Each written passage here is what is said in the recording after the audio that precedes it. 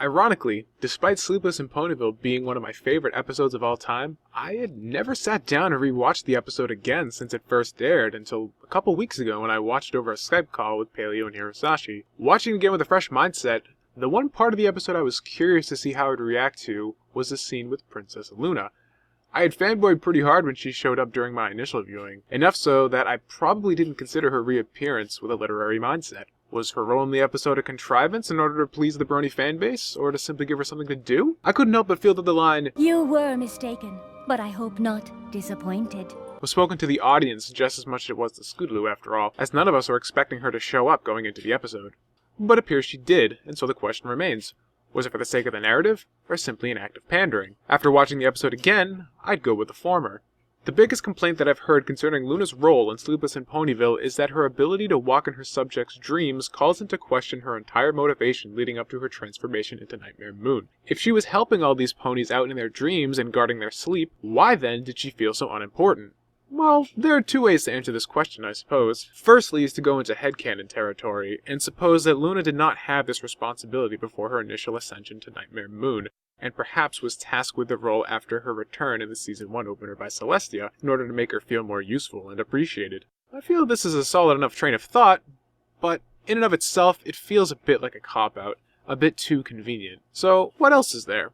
Well, I think the very notion of the task itself paints the picture. Luna is dreamwalking.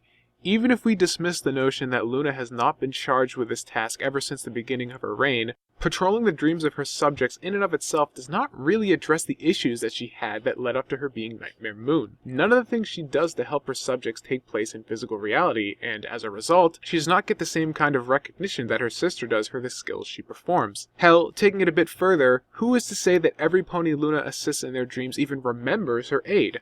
I certainly don't remember all of my dreams that I have every night. Quite the opposite, in fact. And even if I did, when they feature people that I know, my first thought isn't that they're somehow in my dream, but rather that my subconscious was just in some weird places last night. I have a feeling that the citizens of Equestria probably think in a similar fashion. Luna fears her own irrelevance in a world that she never truly interacts with. Her one contribution, bringing up the moon and stars, is largely ignored by the very subjects she lives to serve.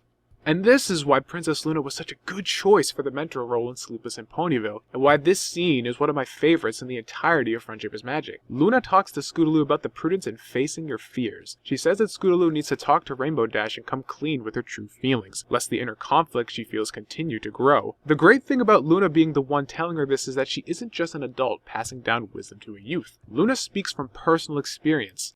This is a conflict that resonates with her, as this mistake is one she made personally, and cost her dearly as a result. Just like Scootaloo, Luna didn't communicate her fears of her own irrelevance to her sister, instead letting it continue to fester and grow until it crescendoed and caused the birth of Nightmare Moon. The line, "But they must be faced, or the nightmares will continue," is so amazing because with the term nightmare, Luna is referring simultaneously both to the bad dream Scootaloo is having, but also to her own personal weakness when she became Nightmare Moon. So yeah, less pandering, more fantastic storytelling.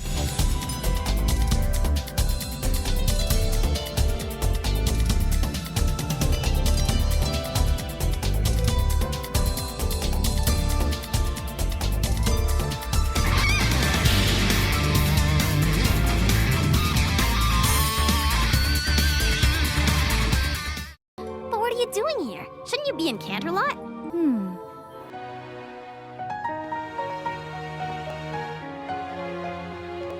Hello, every pony.